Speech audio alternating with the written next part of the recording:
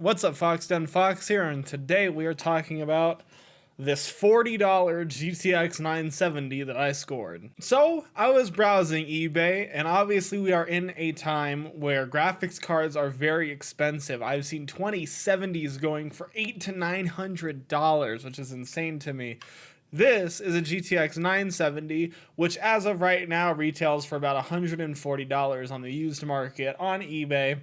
However, I saw this going on the used market for $40 for parts or repair, and it was labeled as untested.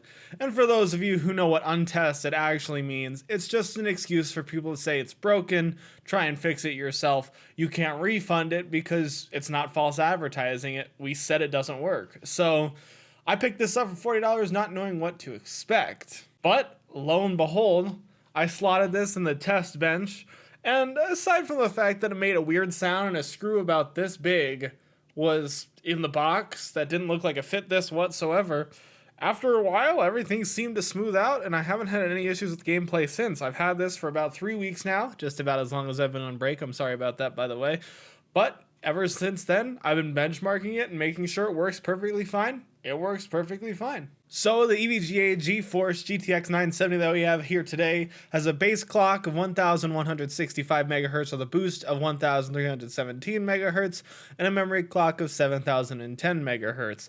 It has 1664 CUDA cores, PCIe 3.0, but the most important thing is 4 gigs of VRAM, which means that even to this day, this card is still a very good contender. Although it's not the likes of a GTX 1080 or 980 Ti, in this, it is still a very, very capable budget graphics card. I'm going to be entirely honest with you, in these benchmarks, I didn't feel like fiddling around and going down to 1080p, so all of these benchmarks are at 1440p, which is really surprising to me. Starting off with the oldest game on the list, we have Grand Theft Auto 5, which, although the gameplay on the screen shows 35 FPS on average usually, I actually got a much better 41 FPS on average. However, the recording software seemed to mess with the frame rates a little bit. And in the top left corner, I'll hopefully edit this out, but it says R9 390. That's because I did not expect this to work first try, so I didn't change anything in MSI Afterburner. But this is the GTX 970 gameplay. I just mislabeled it in MSI Afterburner. And GTA 5 at 1440p with the high settings ran at 41 FPS on average, so I really cannot complain about this performance. If you're going for a 60 FPS average on this card, you definitely should start looking at 1080p. But the fact that this is still a capable 1440p card in any sort of stretch is pretty amazing. Let's back that up with something modern. Call of Duty Black Ops Cold War at 1440p. As you can see, the frame rate fluctuated quite a bit, and this was one of the games that I definitely recommend turning down the resolution scale on because there was a lot of stutter. That's one of the biggest problems with Call of Duty Cold War, no matter what graphics cards you're running, is that some parts of the map, even with this 970, ran at 60 FPS, but others went all the way down to the 30s. So it really is not a great experience for a multiplayer shooter. I definitely recommend turning VSync on or taking down the resolution to 1080p. But this was with a mixture of medium, low, and off settings, basically just what it recommended for the GTX 970 at this resolution. Up next, one of my favorite games of all time at the ultra settings of 1440p, Skyrim Special Edition ran at 60 FPS all the time. Excuse the fact that my guy is wearing underwear, I don't know why. But he is doing great at 60 FPS. Maybe the airflow is helping him out in this little fight here because we are getting a very solid average. And the card is staying very cool. And again, it's not the 390, it's the 970 that we have here.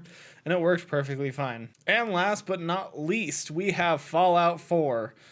Again, 1440p. For some reason, I've got a fancy edition of Fallout 4 because I have a 72 FPS cap in this game, even though I don't have any mods installed to up that or anything. So it ran at 72 FPS, and it was set to the ultra quality at 1440p. So this card will absolutely decimate anything from its time, like Fallout, and even newer games at 1080p will run great. So if you've got a 970 and you're worried trying to wait for a 3080 or 3070 or something like that, don't even think about worrying because this card is actually fucking fantastic. I cannot believe just how good this card is for the price. So that's what it was like. Using the 10 using the GTX 970. Now, you're probably wondering, how did you get lucky like this? And I found out, I did a little bit of digging, because again, this was 40 bucks. I'm sure I showed proof because I have screenshots that this was $40.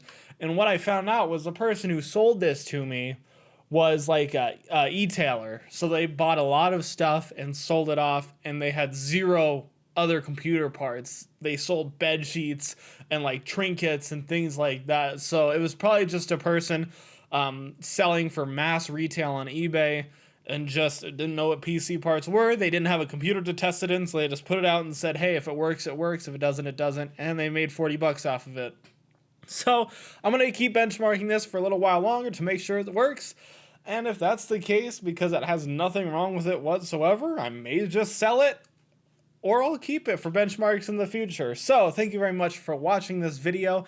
If you like this video, like, subscribe, do what you usually do. We are so close to 1,000 subscribers. We are 10 subscribers away. So if you want to be one of the 10 generous people, please subscribe. Now is more of a time than ever to do so.